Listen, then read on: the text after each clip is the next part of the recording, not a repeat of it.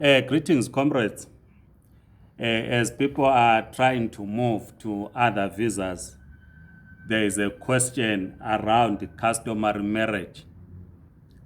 Some people have been approaching us to say they are customary married to either a South African or someone on permanent residence or someone on a different visa, and therefore they will then want to apply for a permit on the basis that they are married customarily.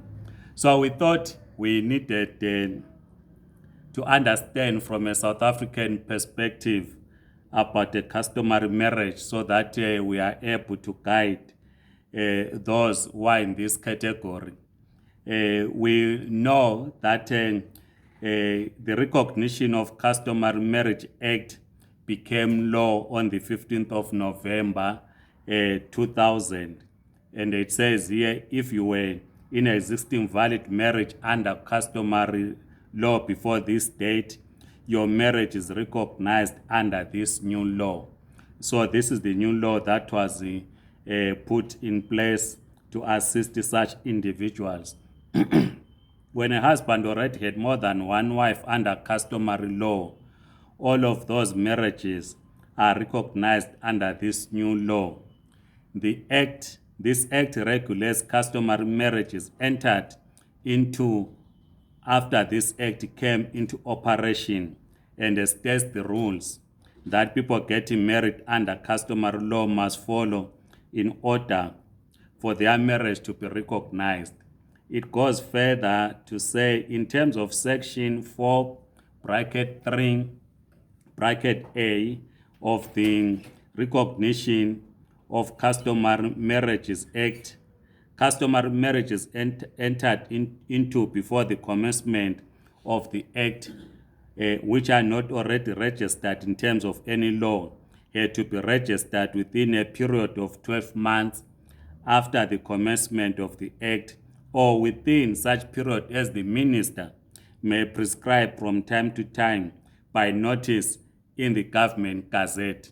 When I was going through this, what caught my attention is the following as I move to conclusion. It says a customary marriage is recognized if people getting married under customary law have complied with the following requirements. 1. According to Section 1 of the Act, that is customary marriage, means a marriage concluded in accordance with customary law, while customary law means the customs and usages traditionally observed among the indigenous African people of South Africa and that form part of the culture of those people. 2. The Act does not apply to customary marriages concluded by African people outside South Africa. This one, unless it can be interpreted differently, but a simple interpretation means that if you married outside South Africa and you are not a South African, if you are on another visa, that marriage cannot be recognized unless, of course, my interpretation is different and the other comrades will give a proper interpretation to this. So it might basically mean that if you are on ZEP, your husband is Zimbabwean, and you married in Zimbabwe under customary law, and this might not be recognized in South Africa. This means the marriage might not be recognized and you might not therefore qualify to apply for a visa on the basis that you are married under customary law. But as I'm saying, that I'm not a lawyer, so my interpretation of this might be different.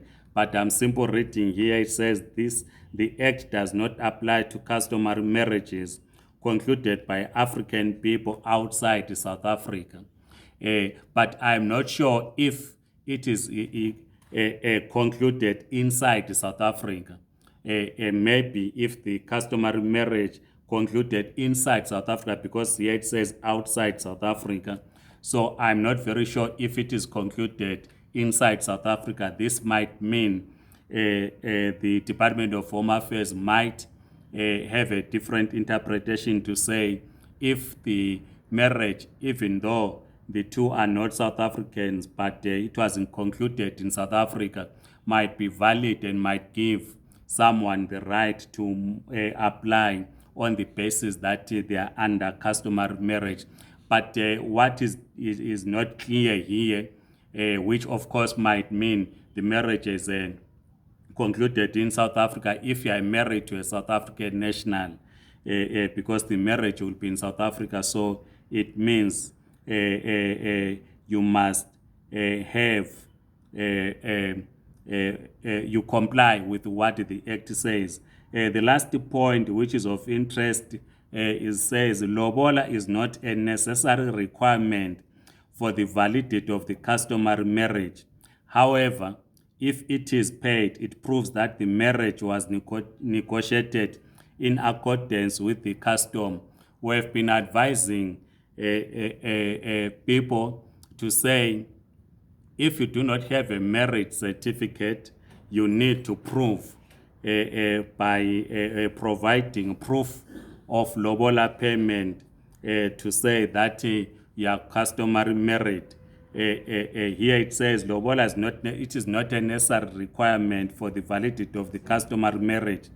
However, if it is paid, it proves that the marriage was negotiated in accordance with the custom. I am reading from a booklet from the Department of Justice Services, where to look for this as part of our work in trying to advise